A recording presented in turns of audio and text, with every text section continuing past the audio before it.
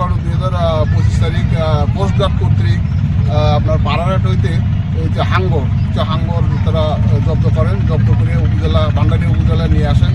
এখানে ভান্ডারী উপজেলা ইউনো মহোদয়ের নির্দেশে এসিডেন্ট মহোদয় ভ্রাম্যমাণ আদালতের মাধ্যমে তাদেরকে 20,000 টাকা জরিমানা করেন এবং ওই হাঙ্গরগুলি এখানে আমরা সাংবাদিক এবং বিভিন্ন সুশীল সমাজের সামনে আমরা এখানে গর্ত করে করি।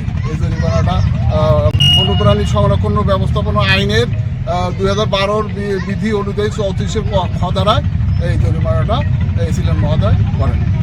করে সেটাকে হাঙ্গরগুলি আমরা এখানে মাটি চাপা দিয়ে সুশীল সমাজের সামনে ক্যালসিয়ামকে পুড়ে নষ্ট করি আর মাটি চাপা দিয়ে আমরা এখান থেকে।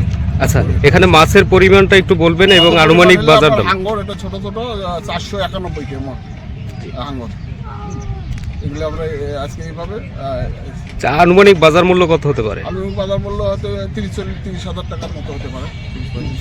আচ্ছা আচ্ছা, ঠিক আছে। এ বিষয়ে তাহলে তো আর কোনো মামলা হয় নাই, শুধু জরিমানা হয়েছে? জরিমানা হয়েছে। ভ্রাম্যমাণ আদালতে এসিলেন মহোদয় ভান্ডারী উনি জরিমানা করছেন 20,000 টাকা 34 সাধারণ জরিমানা প্রদান করছেন টাকা এবং রিসিপ্ট মূল্যে জরিমানা প্রদান করা হয়েছে।